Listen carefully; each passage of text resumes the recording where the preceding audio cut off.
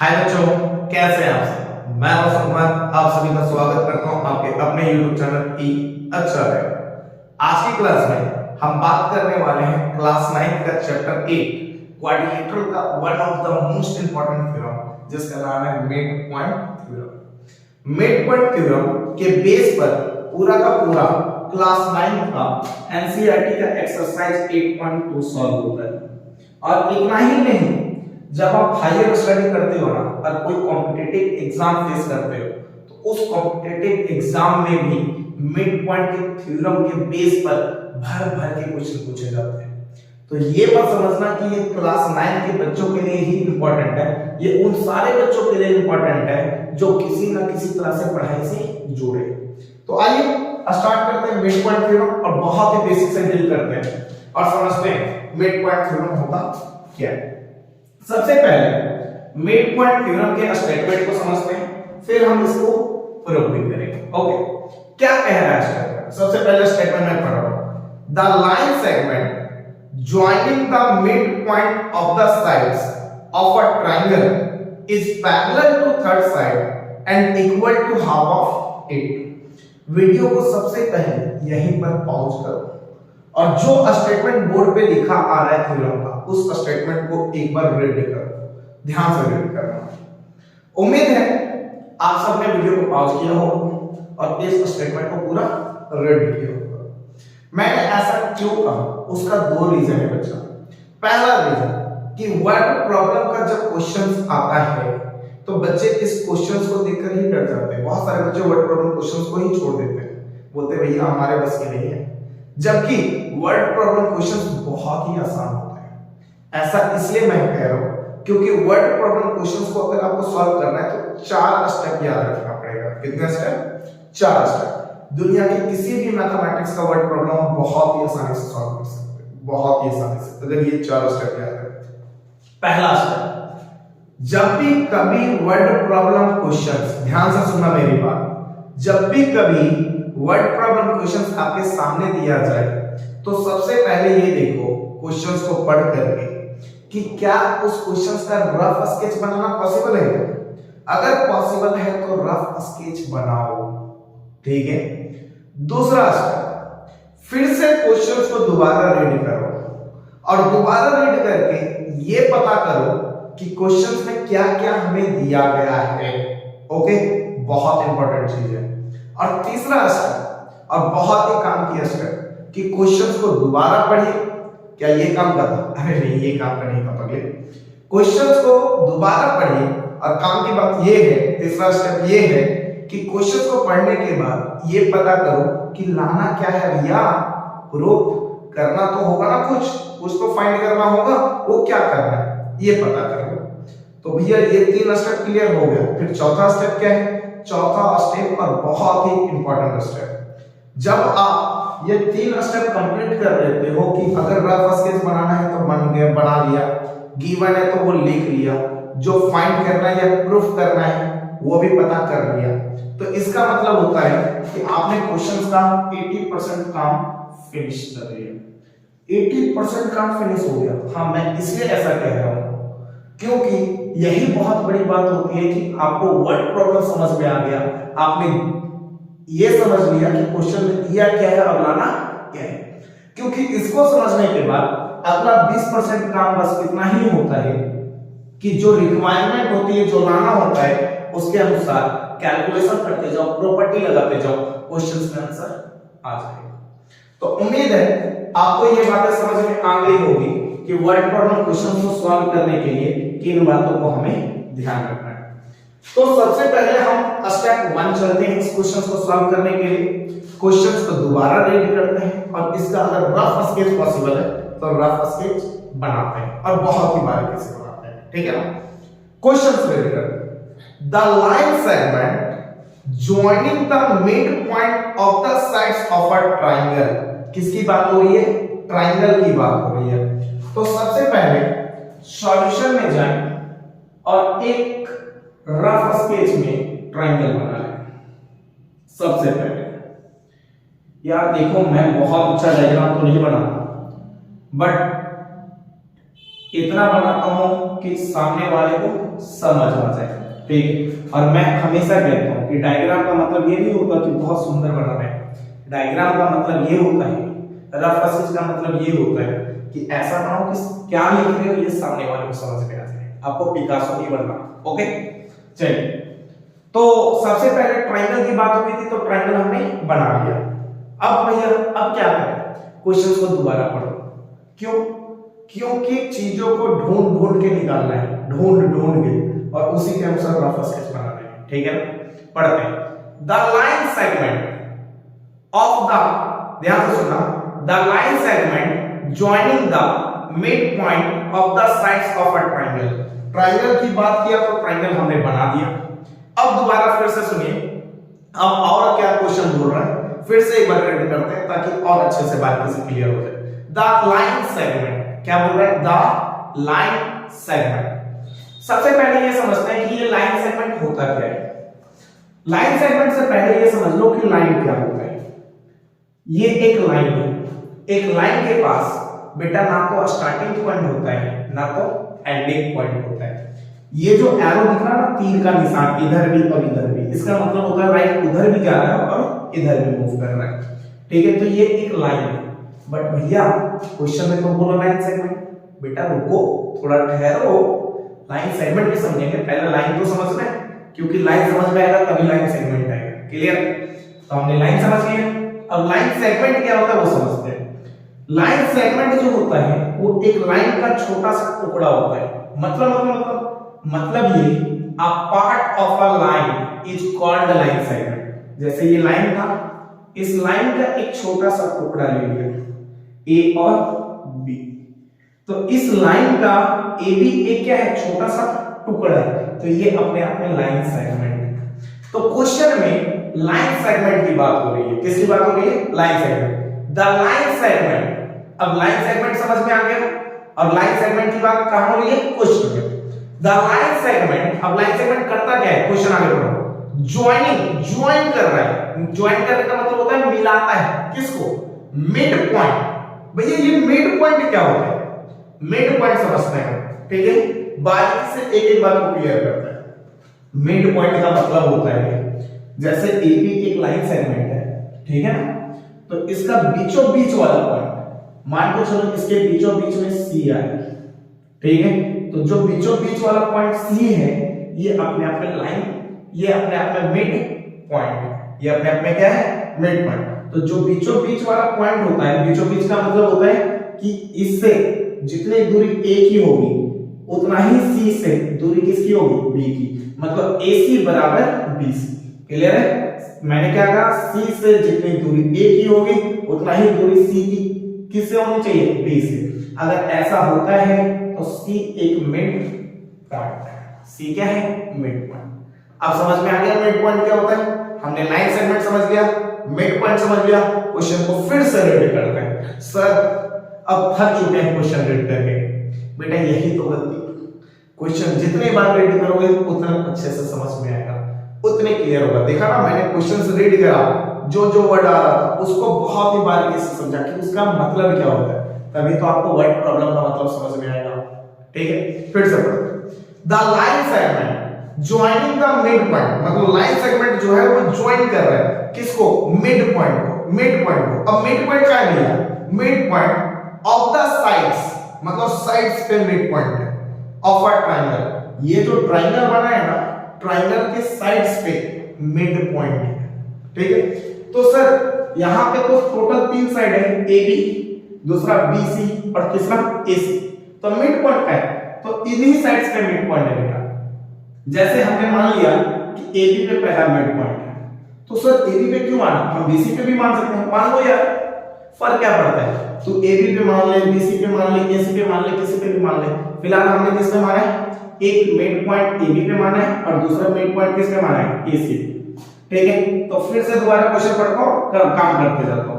The line segment joining, एक line segment है वो ज्वाइन कर रहा है किसको, द मिड पॉइंट को ज्वाइन कर रहा है। तो मिड पॉइंट को ज्वाइन करने वाला एक लाइन सेगमेंट ड्रॉ कर दिया। ठीक है, ऑफ द साइड्स, मतलब ट्रायंगल के साइड्स पे है मिड पॉइंट, उन मिड पॉइंट को ज्वाइन करता है एक लाइन सेगमेंट, ठीक है। अब आगे बढ़ते हैं। The line segment joining the mid point of the sides of a triangle is parallel to third side, मतलब ये जो साइड है वो पैरेलल है तीसरे साइड के। सर यहां तीसरा साइड कौन सा है? देखो यार, जब मिड पॉइंट AB पे लिया, मिड पॉइंट AC पे लिया, तो ये पहला और ये दूसरा साइड हो गया, तो तीसरा साइड कौन सा हो गया? BC। ये BC ही होगा तीसरा साइड, हाँ BC ही होगा तीसरा साइड, क्योंकि इस पे मिड पॉइंट नहीं है। तो सर किसी दिन हमने एक ट्रायंगल ऐसा बनाया, इसका नाम A रखा, इसका नाम B रखा, इसका नाम C रखा, और हम A पे मतलब AB पे एक मिड पॉइंट ले लिया और दूसरा BC पे। तो अब ये बताओ सर यहाँ पे थर्ड साइड कौन सा होगा? तो देखो बेटा, पहला साइड AB, दूसरा साइड BC, तो तीसरा साइड कौन सा हो गया? AC, ठीक है। तो जिस पे मिड पॉइंट लेते हैं ना वो पहला और दूसरा साइड होता है, और जिस पे मिड पॉइंट नहीं है वो हमारा तीसरा साइड होता है। फिलहाल ये डायग्राम अच्छा नहीं लगता, हम इस डायग्राम पे कंफर्टेबल है इसलिए यही बने। चल तो दोनों सकता है, ठीक है। और हाँ यही नहीं, ये भी डायग्राम आप बना सकते थे। कैसे? A B और C, और आप मिड पॉइंट BC पे ले लो, AC पे ले लो, और ये मिला, तो ये भी डायग्राम चल सकता था, बट हम कंफर्टेबल इसमें, ठीक है। चलिए तो फिलहाल हम इस डायग्राम की बात करते हैं। ये दोनों डायग्राम साफ कर देता हूं मैं। क्वेश्चन क्या कह रहा है, दोबारा रीड करता हूं।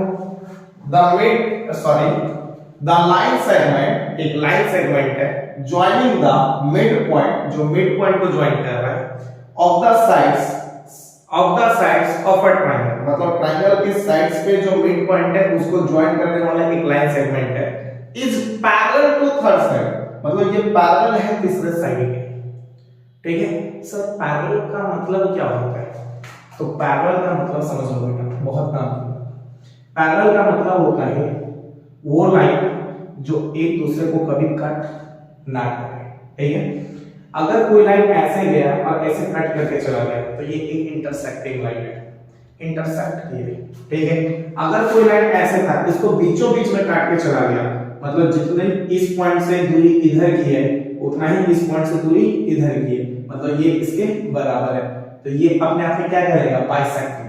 काट के जाए तो इंटरसेक्टिंग, बीचों बीच में काट के जाए तो बाइसेक्टिंग, और जब टच ही ना करे, दोनों सीधे निकल रहे, ठीक है ना, कभी टच ही ना करे, ठीक, तो वो अपने आप में पैरेलल। बट पैरेलल में एक और बात ध्यान रखना कि दोनों लाइन के बीच की दूरी जितनी यहाँ पे होगी उतना ही दूरी यहाँ पे होगी। अगर ये 5 मीटर की दूरी है तो ये भी कितने का होगा? 5 का। आप समझ सकते हो रोड का किनारा, रोड है ना, रोड के किनारे देखते हो ना, वो एक दूसरे के पैरेलल होते हैं। रेलवे की पटरी वो भी एक दूसरे के पैरेलल होती है। क्लियर है? तो बोला था कि ये इसके पैरेलल है। कहां बोला था? पढ़ ले भाई क्वेश्चंस, इतने बार पढ़ाऊं तो क्लियर ही हो गया होगा। अब उम्मीद तो यही है। चलिए तो एक बार लास्ट बार रिपीट कर देते हैं और खत्म करते हैं क्वेश्चंस को, ठीक है। The line segment joining the mid point of the sides of a triangle is parallel to third side, मतलब ये साइड जो है वो पैरेलल है तीसरे साइड के। अगर इस साइड का नाम DE रख दें तो क्वेश्चन में कह रहा है कि DE जो है वो पैरेलल है किसके? BC के, and equal to half of it, और ये जो DE है वो इक्वल टू है किसके? BC के आधा के। सर BC के आधा, ये क्या बोल दिया? मैंने बहुत सिंपल सी बात बोली है भाई, देखो सुनो, आप डायग्राम में भी देखकर आपको पता चल रहा है BC बड़ा साइड है, DE छोटा साइड है, ठीक है। तो क्वेश्चन कह रहा है कि DE जो है वो आधा है BC के, मतलब ये कहना चाहता है DE बराबर half of BC। Sir DE आधा है BC के, तो आधा इधर क्यों मल्टीप्लाई किया? क्योंकि हमेशा जो हाफ होता है ना वो मल्टीप्लाई किया जाता है बड़े के साथ। ऐसा क्यों? देखा तो मैं कहूँ 5 जो है वो आधा है 10 पे, तो सोचो जिस दिन इन दोनों को बराबर करना होगा तो आधा इधर मल्टीप्लाई हो या इधर, क्यों? क्योंकि 2 से 10 कटेगा तो 5 आएगा, और 5 5 के बराबर होते हैं। समझ में आ रहा है? अगर हम ऐसा कर देते कि 5 कहते हैं कि 10 का आधा है और आधा 5 में मल्टीप्लाई करते हैं तो ये जिंदगी में एक दूसरे के बराबर नहीं होता। ठीक है, हमेशा ध्यान रखना जो मल्टीप्लाई किया जाता है वो बड़े के साथ किया जाता है। ठीक है, तो बड़ा बीसी है यहाँ पे, तो डीई जो है वो हाफ है किसके, बीसी के। क्वेश्चन क्लियर हो चुके हैं, डायग्राम पूरा बना चुके हैं। अब चलिए रफ स्केच हमने पूरा बना लिया, पूरी कंप्लीट कर ली। अब आते हैं सॉल्यूशन पे और देखते हैं। ठीक है, सेकंड स्टेप क्या है। पहला स्टेप तो हमने कर लिया कंप्लीट, रफ स्केच बना लिया। दूसरा स्टेप में मैंने क्या कहा कि जो गिवन है वो लिख डालो। आओ लिखते हैं गिवन। अब गिवन में क्या लिखेंगे सर, बहुत ही सिंपल बात बच्चा, क्वेश्चंस को दोबारा पढ़ो। ठीक है, और जो क्वेश्चंस में दिया था वो लिख डालो। पढ़ो, द लाइन सेगमेंट, कौन सा लाइन सेगमेंट था, डीई। ठीक है, ज्वाइनिंग द मिड पॉइंट, मतलब मिड पॉइंट आपको दे रखा था, मिड पॉइंट आपको दे रखा था, तभी तो मिड पॉइंट को मिला रहे थे लाइन सेगमेंट से। ठीक है, joining the mid point of the sides of a triangle, मतलब ट्रायंगल भी दे रखा है और ट्रायंगल अगर दे रखा है तो उसके साइड्स भी दे रखे हैं। ठीक, तो आपको पहला ट्रायंगल दे रखा था, दूसरा मिड पॉइंट दे रखा था। अब बोल रहा था इसको क्या किया गया, यहाँ पे मिड पॉइंट को ज्वाइन किया गया। ठीक है, आगे बोला is parallel to third side, तो ये तो दिया नहीं है ना, ये तो कह रहा है कि लाकर दिखाओ कि भैया एक ट्रायंगल में मिड पॉइंट को जब मिलाते हैं तो ये जो लाइन सेगमेंट होता है वो पैरेलल होता है थर्ड साइड के। ठीक है, तो मतलब ट्रायंगल दिया था, मिड पॉइंट दिया था और आपको और इसके अलावा बोल रहा था कि लाकर दिखाओ कि ये जो है वो पैरेलल है थर्ड साइड के, और ये जो है उसके आगे पढ़ रहा हूं, पैरेलल टू थर्ड साइड बोल दिया and equal to half of it, और ये जो है डीई वो आधा है बीसी। तो यहां से दूसरा और तीसरा स्टेप दोनों क्लियर होता है। पहला गिवन है, क्या गिवन है भैया, ABC is a triangle, ABC एक ट्रायंगल है। ठीक है, इन विच जिसमें डी एंड ई, जिसमें डी और E R the mid points, D and E R the mid point, D और ई क्या है, मिड पॉइंट है। D and E R the mid points of the sides AB and AC। D और E किसका mid point था बेटा, D AB का mid point था और E AC का मिड पॉइंट। कोई दिक्कत है, तो वही चीज लिख दिया, इन विच D and E are the midpoint, मतलब D और E मिड पॉइंट है of sides AB and AC, मतलब साइड AB और AC का। ठीक है, तो स्टेप 2 भी कंप्लीट हो गया। स्टेप 3 चलते हैं। स्टेप 3 में मैंने क्या कहा था, लाना क्या है भैया, जो लाना है उसे हम कहते हैं proof that.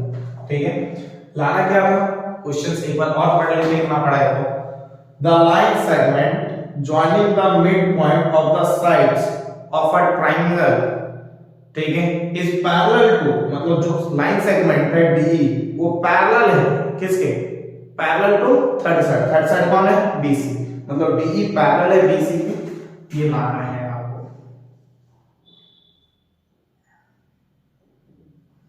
DE parallel BC, ये लाना है आपको। एंड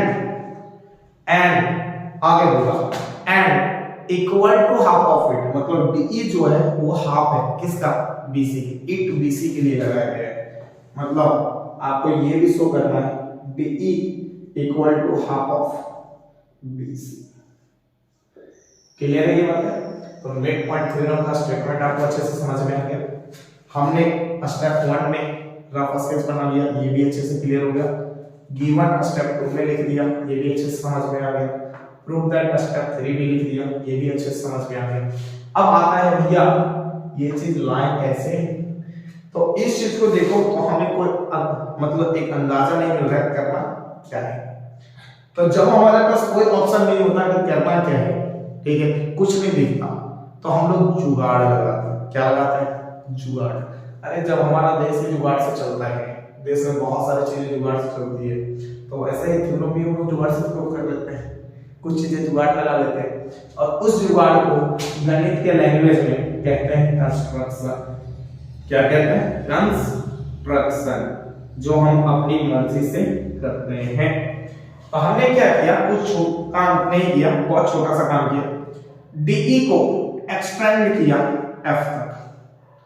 क्यों किया भैया एफ तक एक्सटेंड? उसका रीजन है, हमें डीई पैरेलल बीसी ढूंढना है। सबसे पहले हमें ऐसे नजर नहीं आ रहा था डीई पैरेलल बीसी। सोचो इस चीज को कुछ देर के लिए मिटा लो, ढूंढ के देखो डीई पैरेलल बीसी कैसे कर लोगे? ठीक, मैं क्या करूंगा, मैं डीई को थोड़ा सा एक्सटेंड कर दूंगा बीसी तक, और उसके बाद उसके बाद सुनो डीई को एक्सटेंड कर दूंगा कहां तक? एफ तक। ठीक है, बाय मिस्टेक मैंने बीसी बोल दिया था। ठीक है, तो डीई को एक्सटेंड कर दूंगा एफ तक।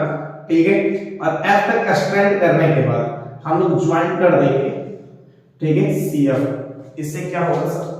इससे क्या होगा? इस फिगर को गौर करो, बी सी एफ डी। सोचो कहीं ना कहीं से ये देखा फिगर है।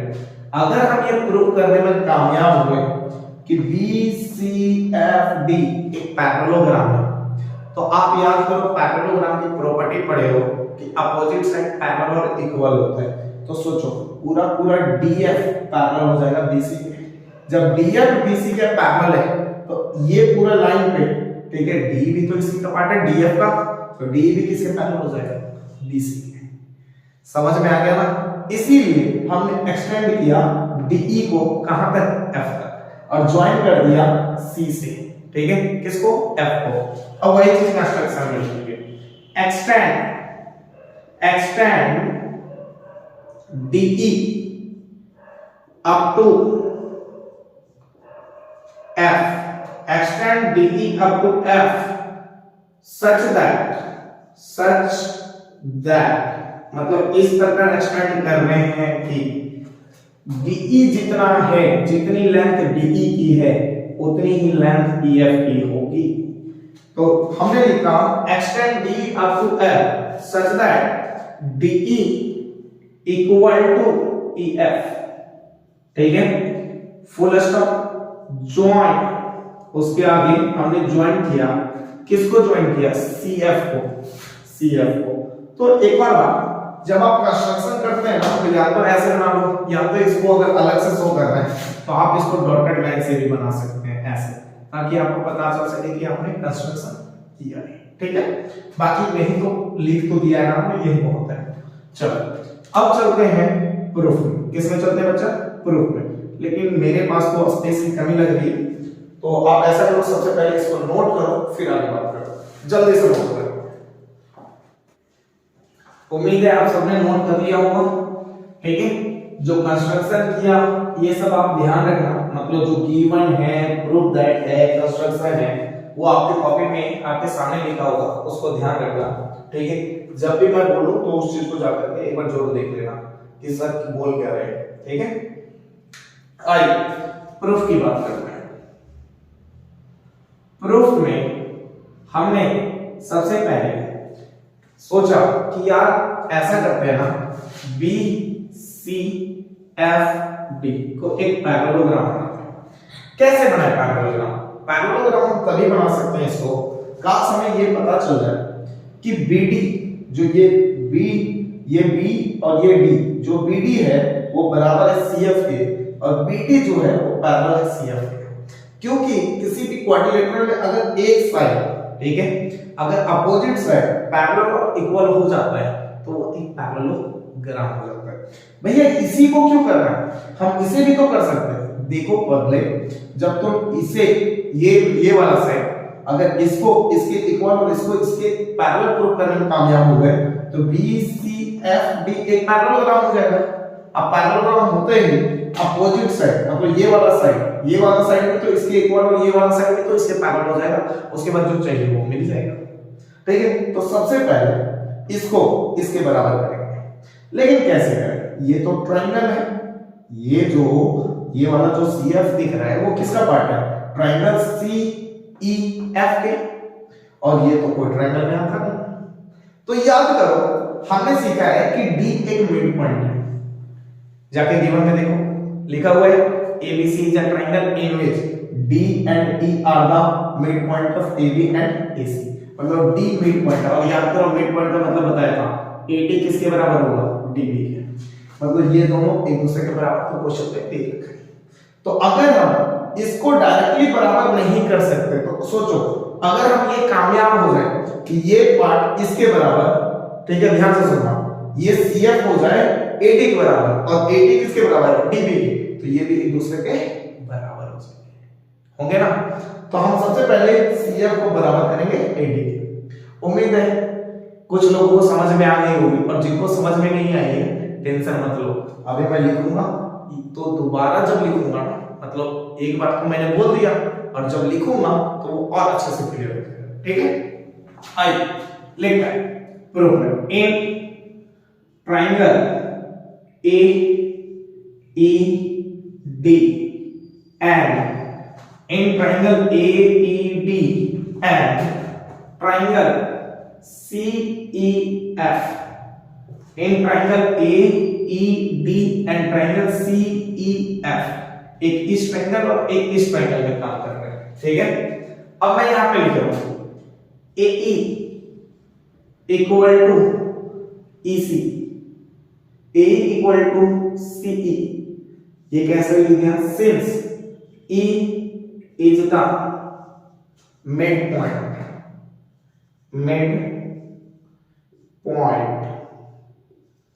of AC। हमने क्या कहा? सुनना ध्यान से। E जो है वो मिड पॉइंट है किसका? AC का। कहां पे है भैया? गिवन में जाओ, दोबारा पढ़ो, एक बार गिवन पढ़ो। लिखा हुआ है ABC triangle in which D and E are the midpoint of AB and AC। मतलब D भी मिड पॉइंट है AB का, E भी मिड पॉइंट है AC का। क्लियर है ये बात? तो अगर E मिड पॉइंट है AC का तो AE किसके बराबर होगा? CE के। अरे AE किसके बराबर होगा? CE के। तो वही लिखा हूं AE equal to CE since E is the midpoint of AC। ठीक, एक और काम करते हैं, बहुत सिंपल सा है। इसका नाम 1 रख देते हैं और इसका नाम 2 रख देते हैं, बस नाम रख दिया, ठीक है। तो हम कह सकते हैं angle 1 equal to angle 2 vertical opposite angles है, वर्टिकल अपोजिट एंगल्स। आप सबको पता है जब दो लाइन एक दूसरे को कट करता है, ये एंगल अगर x है तो ये भी एंगल x होता है, और ये एंगल अगर y है तो ये भी एंगल y होता है। किस प्रॉपर्टी से? वर्टिकल अपोजिट एंगल से। तो देखो यहाँ पे AC ने कट किया है किसको? DF को। तो एंगल 1 किसके बराबर? एंगल 2 के। तो angle 1 equal to angle 2 vertical opposite angle से। उम्मीद है यहाँ तक समझ में आ गई आपको। अब आगे बात करते हैं, अब चलते हैं बहुत इंपॉर्टेंट पार्ट में जो है कंस्ट्रक्शन। कंस्ट्रक्शन वाला लाइन एक बार पढ़ो तो लिखा हुआ होगा, ध्यान से देखना, कॉपी में देखो। एक्सटेंड DE को एक्सटेंड किया up to F such that DE equal to EF, मतलब इस टाइप से एक्सटेंड किया कि ये जो DE है वो बराबर है EF के, लिखा हुआ है। और देखो ट्रायंगल AED में DE आता है और ट्रायंगल CEF में EF आता है ना। तो मैं यहाँ पे लिख रहा हूं DE इक्वल टू EF, और ये हमने कहां से लिखा? By construction. ये चीज लिख दिया दो ब्रैकेट में ताकि एग्जामिनर को भी पता चले कि आप पढ़े लिखे हो थोड़े, ठीक है, कि कौन से डाटा कहां से लिख रहे हो, उसको बड़ा क्लियर हुआ है यहाँ पे बगल में लिखने से, उसको भी पता चल गया कि DE बराबर EF बाय कंस्ट्रक्शन लिखा है, वो कंस्ट्रक्शन में जाके देख लीजिए, है ना। चलो अब सुनो, साइड एंगल साइड से ट्रायंगल क्या हो गया? कॉन्ग्रुएंट। कॉन्ग्रुएंट के बारे में आपने क्लास 9th में ही चैप्टर 7 पढ़ा है, जिसमें आपने सीखा है कॉन्ग्रुएंट करने का तरीका, कुछ प्रॉपर्टी सीखा ना। और आपको पता है कॉन्ग्रुएंट होने के बाद कोई भी ज्योमेट्रिकल फिगर जो होता है ना, वो हर एक तरीके से एक दूसरे के बराबर हो जाता है। तो हमने जिस प्रॉपर्टी से दोनों ट्रायंगल को कॉन्ग्रुएंट किया वो था साइड एंगल साइन। ठीक है, अगर आपको आता है कॉन्ग्रुएंसी तो अच्छी बात है, अगर नहीं आता तो कमेंट में लिख देना कि भैया चैप्टर 7 थोड़ा हाथ ढीला है। ठीक है, एक बार चैप्टर 7 को बेसिक से पढ़ा दो कॉन्ग्रुएंट ट्रायंगल, तो वहां पे मैं आपको कॉन्ग्रुएंसी क्या होता है, कॉन्ग्रुएंट ट्रायंगल क्या होता है, कैसे सॉल्व करते हैं उसके क्वेश्चंस, वो मैं आपको करवा दूंगा। ठीक है, फिलहाल आगे बढ़ते हैं। तो हमने क्या किया, बाय साइड एंगल साइड से ट्रायंगल को कर दिया कॉन्ग्रुएंट। तो देखिए अब कॉन्ग्रुएंट करने के बाद अब आगे अपना जुगाड़ लगाते हैं। जुगाड़ क्या लगा रहे हैं उसको सुनो।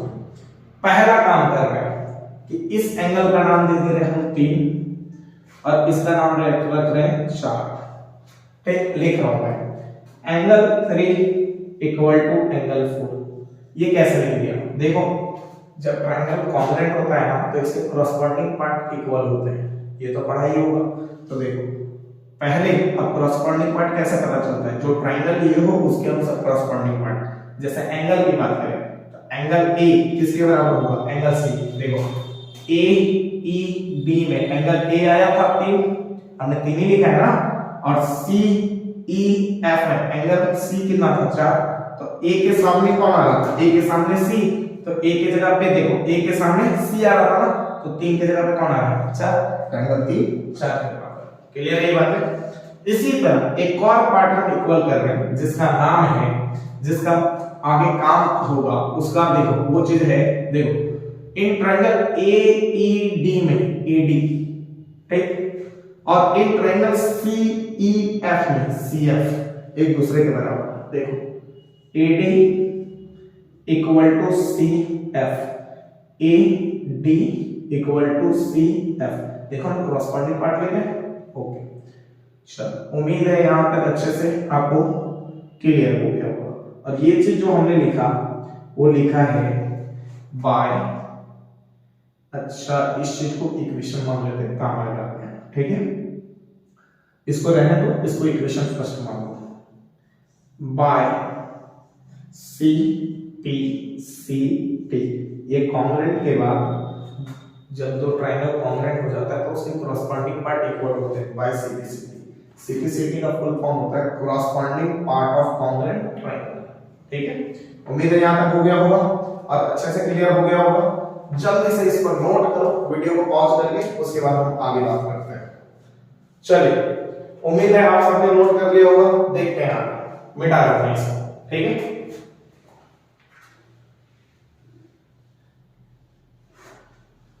अब आगे क्या करेंगे और बहुत ही काम की बात करेंगे वो सुनो।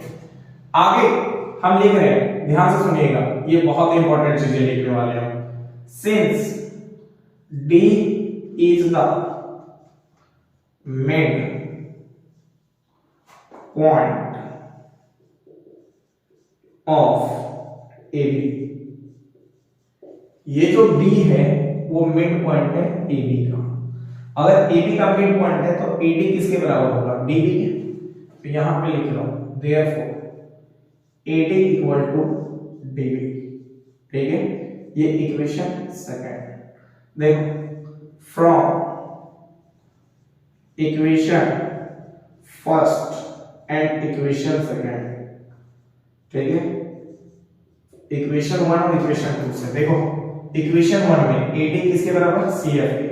इक्वेशन 2 में AD किसके बराबर, DF के। तो AD बराबर तो CF किसके बराबर, DB के। तो मैं यहां पे लिख दूं DB, देखो AD बराबर तो DB CF के बराबर, तो DB इक्वल टू CF। कोई डाउट्स? और इस चीज को आप मान लेना इक्वेशन 3, आगे काम आएगा। ठीक है, अभी बहुत काम लेना है इनसे। चलिए, अच्छा ये तो हमने साइड की कहानी कर दी भैया, अब आगे बढ़ते हैं। आगे क्या बढ़ना है और क्या करना है उसको ध्यान से सुनना।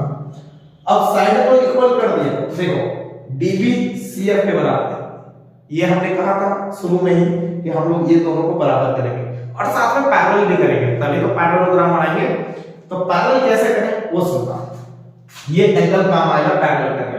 देखो एंगल 3 किसके बराबर है, 4 के, 3 = 4, ये काम आएगा। देखो So since angle 3 and angle 4 are alternate interior angles and are equal, 3 और 4 जो है वो अल्टरनेट इंटीरियर एंगल है। ये वाला 3 और ये वाला 4 अल्टरनेट इंटीरियर एंगल है। कैसे पता भैया?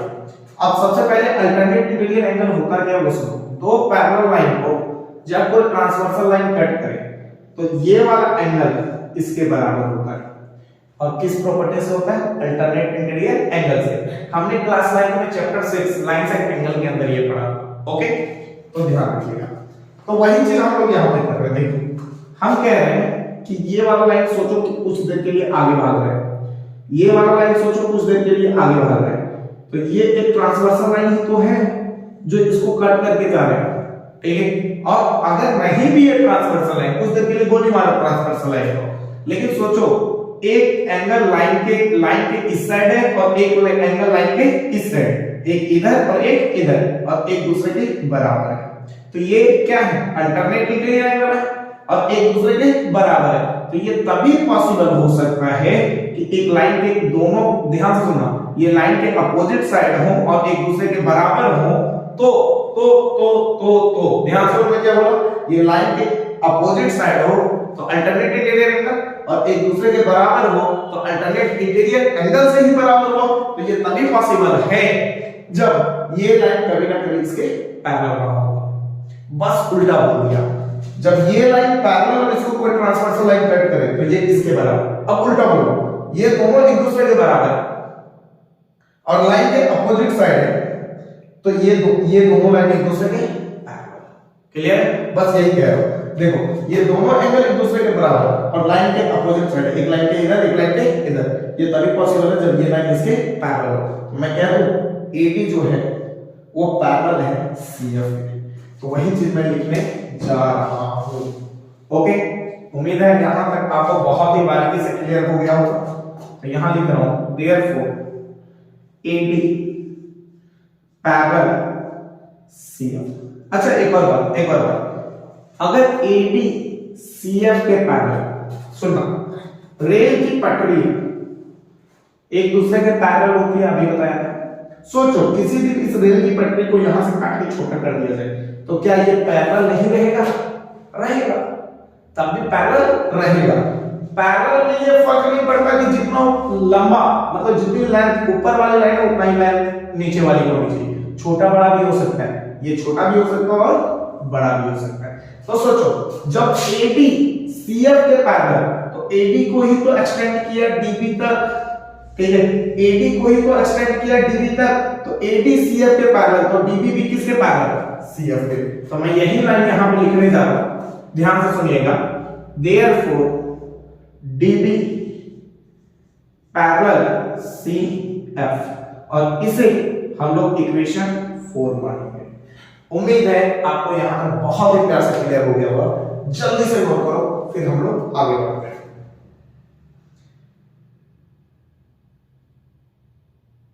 उम्मीद है आप सबने वीडियो को पॉज करके इसे नोट कर लिया होगा, ठीक है। चलिए आगे बढ़ते हैं। अब देखते हैं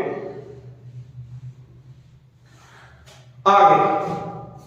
in triangle, in quadrilateral BCFD, in quadrilateral BCFD, ठीक है, इन क्वाड्रिलेटरल BCFD में। अच्छा बताओ, इक्वेशन 3 में हमने देखा है, इक्वेशन 3 में DB जो था बराबर था CF के, DB इक्वल टू CF था ना, ये कहां पे था? इक्वेशन 3 में DB equal to CF from equation 3।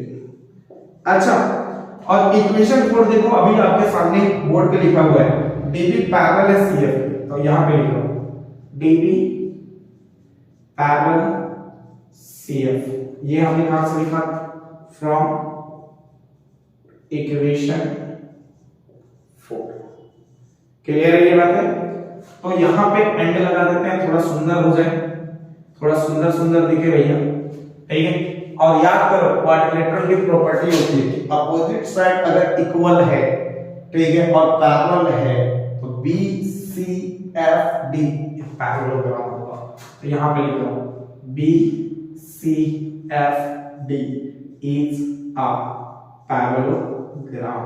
अगर बी सी एफ डी एक पैरेललोग्राम हो गया तो हमारा काम बन गया।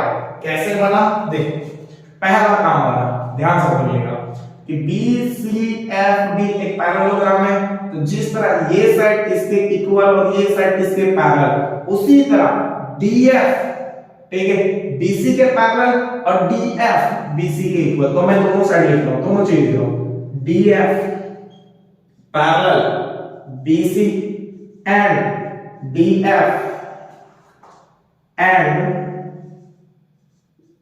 DF equal to BC. Clear है ये बात? ये चीज हमने लिख दी। अब सुनिएगा डीएफ अगर बीसी के पैरेलल, तो मैंने अभी जस्ट समझाया था कि लाइन जो होता है अगर उसको छोटा भी कर दे या बड़ा भी कर दे तब भी वो एक दूसरे के पैरेलल होते हैं। तो अगर डीएफ बीसी के पैरेलल तो डीई भी किसके पैरेलल? बीसी के, क्योंकि डीई डीएफ का पार्ट है। तो मैं कह रहा हूं कि डीई पैरेलल बीसी। देखो यही चीज पहला नंबर जो प्रूफ दैट में था, डीई पैरेलल बीसी लाना था, वो मिल चुका है।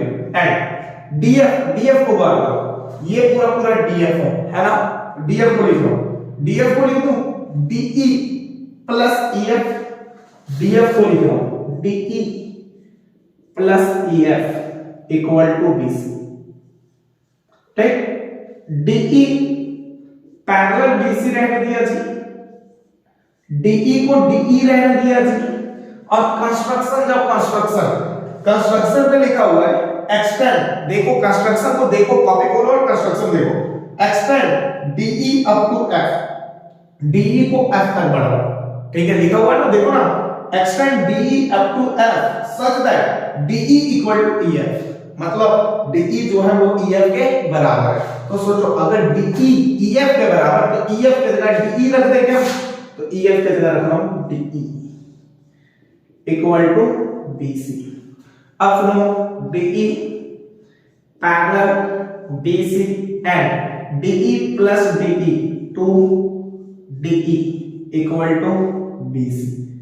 जल्दी से नोट करो, वीडियो को पॉज करके फिर हम लोग आगे बात करते हैं। उम्मीद है आप सबने नोट कर लिया होगा।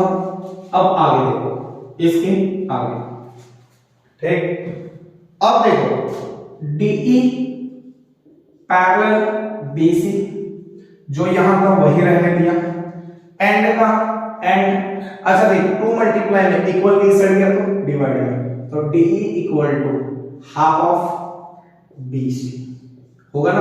अरे बीसी को 1 से मल्टीप्लाई करो तो बीसी, तो बीसी अपॉन 2 लिखो या 1 अपॉन 2 इनटू बीसी लिखो, बात तो यही है। देखो प्रूफ दैट में पूरा का पूरा सेम चीज यही लाना था, और मिड पॉइंट थ्योरम इसी को कहते हैं, और मिड पॉइंट थ्योरम को हमने कर दिया प्रूफ, ठीक है।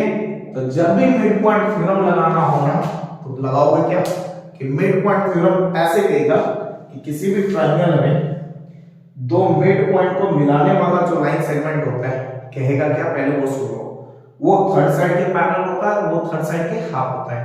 तो क्वेश्चन में कैसे दिखेगा भैया, एक ट्रायंगल दिया जाएगा और मिड पॉइंट दिया जाएगा, और देखना मिड पॉइंट को मिलाया हुआ कोई लाइन है तो सीधा लिखना कि भैया डीई जो है वो पैरेलल है बीसी के, और डीई जो है वो हाफ है बीसी के, ब्रैकेट में लिख देना बाय मिड पॉइंट थ्योरम, ठीक है। बहुत इंपॉर्टेंट थ्योरम है, ये पेपर में पूछा जाता है बस। उम्मीद है बहुत ही बेसिक लेवल से आपको एक्सप्लेन किया है, वो आपको समझ में आया है। अगर आया है तो आप इस वीडियो को लाइक करना